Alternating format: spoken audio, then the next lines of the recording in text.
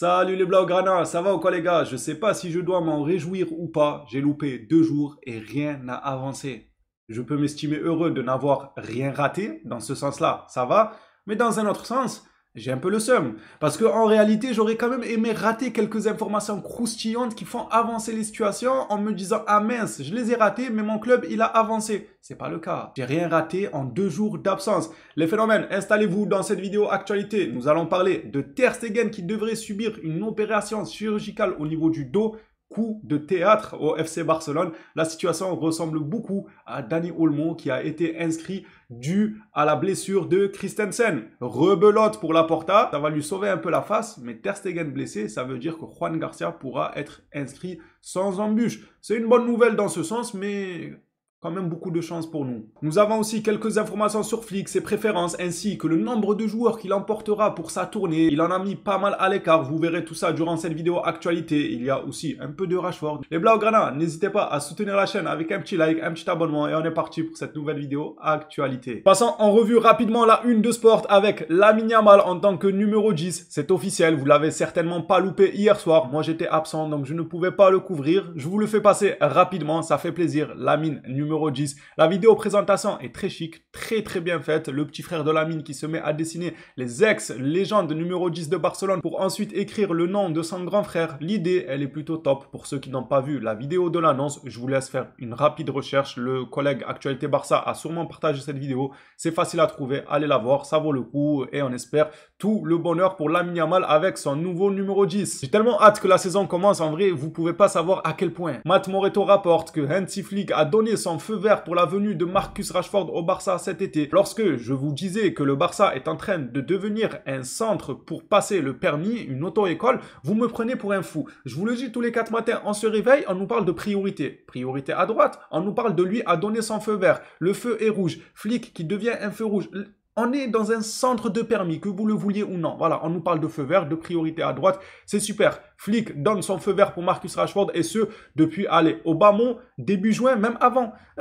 Même en avril, on parlait déjà de Rashford. La vérité, il y a déjà plusieurs mois en arrière, on parlait déjà de Rashford. Et en mi-août, on a encore le culot de venir nous dire Flick a donné son feu vert. Mais on sait qu'il a donné son feu vert. Restant avec le technicien allemand qui déclare aux médias avant la séance d'entraînement d'aujourd'hui que seulement 26 des 35 joueurs actuellement en entraînement se déplaceront pour la tournée en Asie. 35 joueurs quand même. On va finir par faire de la concurrence à Chelsea à ce rythme-là. En tout cas, le technicien allemand a donné sa feuille certainement des joueurs qui l'emportera peut-être à quelques-uns près sur qui il n'a pas encore pris sa décision. Mais pour la plupart, il sait déjà quels sont les joueurs qui vont voyager. Il y en aura 26 sur les 35 disponibles actuellement qui sont en train de s'entraîner. Mundo Deportivo rapporte que lors de la rencontre de Flick avec la presse aujourd'hui, nous l'avons interrogé sur Ter Stegen, mais il a rapidement changé de cap et a souligné que le plus important en ce moment était de parler de Juan Garcia, le décrivant comme le pari du club. Franchement, chapeau, il n'est plus temps de parler de Ter Stegen. Le gars s'est vu montrer à de nombreuses reprises la porte de sortie. Il ne veut pas. D'ailleurs, je ne sais même pas comment il a fini blessé. Bon, c'est une blessure qui traîne depuis un certain moment, mais on ne nous parlait pas de ça au début. On voulait lui trouver une porte de sortie, etc. Au final, le gars, c'est quoi? C'est un coup de comédie, c'est un coup de théâtre qu'il nous fait. Au final, nous, ça nous arrange. Tant qu'à pas trouver une issue de sortie pour Ter Stegen, vaut mieux qu'il se blesse, la vérité. Comme ça, au moins, ça nous laisse un peu une marge pour manœuvrer vis-à-vis du 1-1, des joueurs inscrits comme Juan Garcia, etc. C'est triste à dire, mais parfois, le malheur des uns fait le bonheur des autres. C'est le cas de le dire. C'est le contexte parfait. Passons maintenant justement à Ter Stegen lui-même. Sport rapporte que Ter Stegen souffre de fortes douleurs au dos et la physiothérapie n'a pas donné de résultat. Il envisage donc une intervention chirurgicale. Une décision sera prise dans les prochains jours. S'il se fait opérer, il sera absent pendant 4 mois. Il ne voyagera certainement pas avec l'équipe lors de la tournée asiatique. Et en plus de ça, cette absence permettra d'inscrire Juan Garcia. Et oui les amis, le malheur des uns fait le bonheur des autres. Déjà qu'on n'arrivait pas à le faire sortir, maintenant qu'il se trimballe une blessure, une intervention chirurgicale, je pense que ça va refroidir les clubs qui étaient venus aux nouvelles vis-à-vis du portier allemand. De ce fait, il va rester à Barcelone de sûr. Seulement, on pourra quand même inscrire Juan Garcia, car oui, il y aura une information sur les gardiens assez paradoxale et assez drôle, mais c'est le Barça, on est habitué, vous le verrez par la suite. Toujours avec le journal Sport, si Ter Stegen est confirmé absent pour une période prolongée, Barcelone peut utiliser 80% de son salaire pour inscrire de nouveaux joueurs. Oh, Laporta qui essuie la goutte sur le front, les gars, parce que là, Plus ça avance, plus ça se complique. Pour le trophée qu'on doit jouer au Camp Nou, c'est plus compliqué que prévu. Le retour du Camp Nou, c'est plus compliqué que prévu. Au final, il est annoncé avec des capacités amoindries, mais pour au final nous dire que même avec des capacités amoindries, c'est plus compliqué que prévu. Il était dans la tourmente. Le gars là, il allait enchaîner repas sur repas. D'ailleurs, hier, il en a fait un avec George Mendes et Deco, il me semble. On peut dire que Laporta a été sauvé par le Dang. Dans le temps additionnel, les gars, il est sauvé par une blessure de Ter Stegen qui pourra faire inscrire Juan Garcia. Car oui, regardez cette information. Bon, elle date d'hier, celle-là, il me semble, ou avant-hier. Juan Garcia et Tech seront les deux gardiens titulaires. Jusqu'à là, rien de nouveau. Le Barça a donné la priorité à ces deux gardiens-là. Seulement, l'ironie étant que les deux gardiens actuellement inscrits sont Ter Stegen et Iñaki Peña. Ah, ça, c'est mon club, ça. Franchement, heureusement qu'on sort d'une excellente saison où les émotions étaient là et tout. Ça me permet de tenir un peu, moi, dans ce mercato. Oui, il y a de la déception parce qu'on a commencé sur les chapeaux de roue pour, au final, couler comme pas possible et se retrouver dans l'embarras. Il y a de la déception à ce niveau-là, mais avec le football qu'on a pratiqué, la révélation de Lamine Yamal, ainsi que d'autres joueurs qui ont performé, qui ont évité des blessures, tranquille, c'est pas grave, je vais rester quand même zen attitude, mais c'est trop marrant. Nos deux gardiens favoris étant annoncés comme des titulaires du club ne sont pas inscrits, et les deux annoncés comme partants du club, ils sont inscrits. Heureusement qu'on a encore un bon mois et demi dans ce mercato. Sinon, ça aurait été le scandale du siècle. Tu te retrouves avec deux gardiens que tu veux pas inscrits et les deux que tu voulais sur le banc ne pouvant pas être inscrits. Matt Moretto nous parle de Rashford. Rashford ne veut que le Barça. Au cours des dernières heures, plusieurs rumeurs ont lié l'avenir de Marcus Rashford à l'Italie, en particulier à la Juventus. Mais l'information dont nous tous disposons est que Barcelone reste le favori et en avance sur la concurrence. C'est vrai que ces derniers temps, il y a beaucoup de médias qui parlent du dossier Marcus Rashford du côté de la Juventus. On parle aussi de Sancho du côté de la Juventus, international anglais, voilà, peut-être à Miami, ils pourront se retrouver là-bas à la Juventus et non pas à l'Inter de Miami avec De Paul qui rejoint Lionel Messi. En vrai, il y a de quoi, il y a matière à faire des titres en disant que Rashford se rapproche de la Juventus, chose que je peux comprendre. Seulement, le joueur fait le blocus pour rejoindre le Barça. Que fait Deco ? Qu'est-ce qu'il fait au bout d'un moment? On en a que faire des joueurs à 100 millions que tu veux recruter. On le veut tous, Luis Diaz. En réalité, moi, vis-à-vis de lui, il commence sérieusement à me gaver. Là où je lui accordais un peu de crédit en début de mercato, il est en train de le perdre petit à petit. Je vais tout de même garder mon sang-froid et me dire que c'est à la fin du bal qu'on paye les musiciens. Et j'espère qu'à la fin du bal, Gareth Bale va aller payer le musicien, la déco. Parce que si à la fin du bal, c'est-à-dire le mercato, il n'y a pas de Luis Diaz. Et quand rate Rashford, ou même s'il ramène Rashford en urgence, dans le money time, en guise de prêt et tout, ça sera quand même catastrophique. Dans la manière de gérer, dans le fait de le priver de la pré-saison, d'une préparation, une découverte de ses amis, de sa nouvelle maison, etc. Le priver de ça juste parce que tu auras attendu Luis Diaz, il va nous entendre. Je pense que Deco va nous entendre. Je vois déjà des Deco out partout sur les réseaux. C'est à juste titre. Je ne vais pas défendre ça. Seulement moi, je ne vais pas prendre parti en me disant c'est à la fin du bal qu'on paye les musiciens parce que si ils venaient par miracle à faire signer Luis Diaz quand même d'ici la fin du mercato, on dira tous, ouais, Luis Diaz, ça fait du bien. Pas à 80 millions, attention, parce qu'on ne le paye pas aussi à la fin du bal, c'est 80 millions.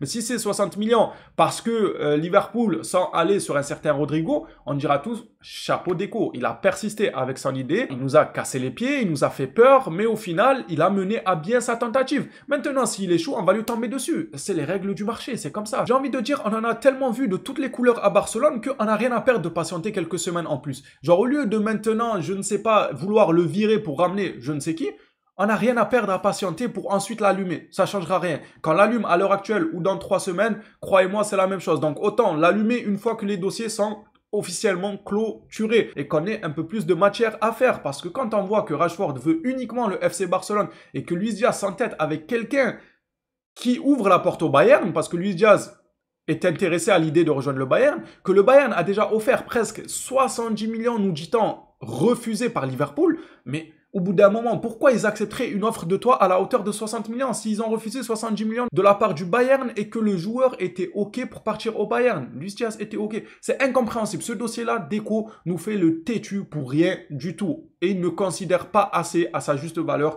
Marcus Rashford. L'attaquant anglais veut fermement Barcelone et fait beaucoup de pression pour aller à Barcelone. L'un des alliés de Marcus Rashford est Hansi Flick qui a donné son OK pour signer l'attaquant de Manchester United. C'est un dossier, on aurait pu rapidement le clôturer et s'en débarrasser. Rashford, tu veux venir? OK, tu auras un second rôle, tu auras tout approuvé. Viens, signe, on se débarrasse de cette signature. Hop, on peut maintenant travailler sur autre chose et pourquoi pas travailler sur un certain Luis Diaz jusqu'à dans le dernier moment du mercato. C'est pas grave, on aura déjà fait la part des choses. Tu auras pris un gardien, tu auras pris Rashford, pourquoi pas un Grimaldo ou un Dumfries, même si bon, ça paraît comme étant des rêves lointains maintenant malheureusement, mais on sait jamais, le mercato n'est pas fini, tout peut être retourné dans les derniers moments, c'est ce que je souhaite pour notre club évidemment. Cependant, se débarrasser de ce genre de dossiers qui pour moi sont faciles à négocier parce que tous les voyants sont au vert, ça devrait être une formalité, de s'en débarrasser, de laisser le joueur venir découvrir le groupe, s'entraîner, faire une prépa physique, bon j'imagine qu'il se prépare physiquement tout seul, avec un coach privé etc, je ne m'en fais pas sur ça, mais c'est pas la même chose, c'est pas la même chose que l'entraînement collectif, que les automatismes qu'il créera durant ces 2-3 semaines de préparation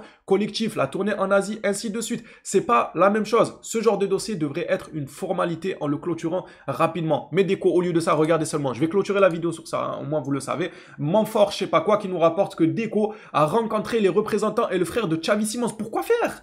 Mais pourquoi tu rencontres le représentant et le frère de Xavi Simons? On a je ne sais combien de dossiers sur la table, on a le fair play financier, on a vos règles là du 40-40, on a le Camp Nou qui prend un retard monstrueux, on a des prolongations à faire comme celle de Frankie de Jong, on attend toujours l'officialisation même si apparemment tout est fait, on a des joueurs à faire sortir comme Roméo, on a des recrues comme Rashford, comme Luis Diaz, que Deco s'obstine autant sur ce dossier, et vous nous parlez de Xavi Simons. Au bout d'un moment, arrêtez de nous prendre pour des cons. Non mais dites-nous, au bout d'un moment, il les a rencontrés, pourquoi faire?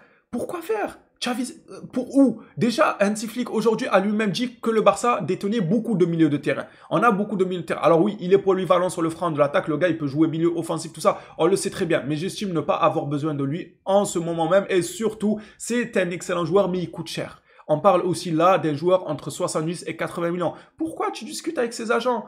Peut-être pour la saison prochaine, je n'en sais rien. Mais réglons d'abord nos soucis de cette saison. Et après, on verra. Tu auras toute la saison pour discuter, rencontrer son frère, sa sœur, sa tante ou je ne sais quoi, Deco. Qu'est-ce que tu nous fais là? Le temps, il presse et toi, tu fais des rencontres. Lisons quand même ça ensemble. Opération hautement improbable.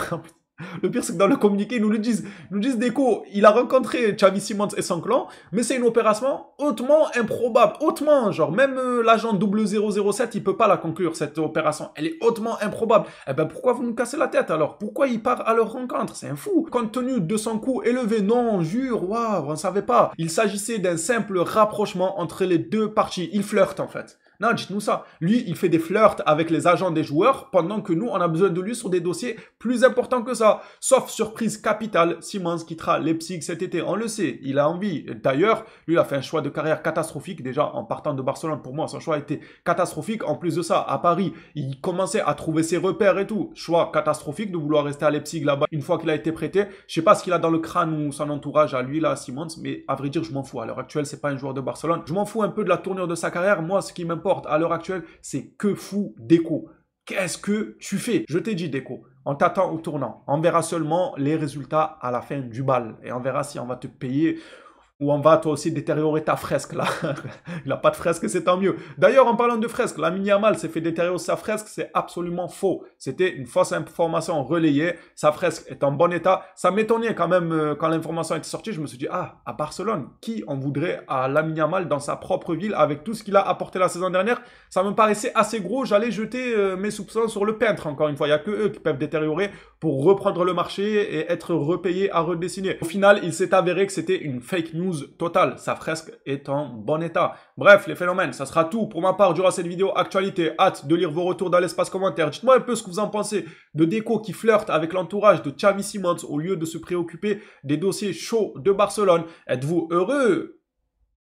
Heureux, c'est un peu cruel, mais de cette nouvelle de Ter Stegen, s'il subit une opération chirurgicale, ça permettrait au club d'inscrire des joueurs. Moi, je vais pas me réjouir du malheur des autres. En vrai, pas à ce point quand même. Mais maintenant que c'est là, bah c'est bien. Parce que c'est là. On va pas, c'est pas parce que je vais dire, ah non, Nani, tu sais, ce discours démagogique, oui, non, tu sais, attends, c'est pas bien.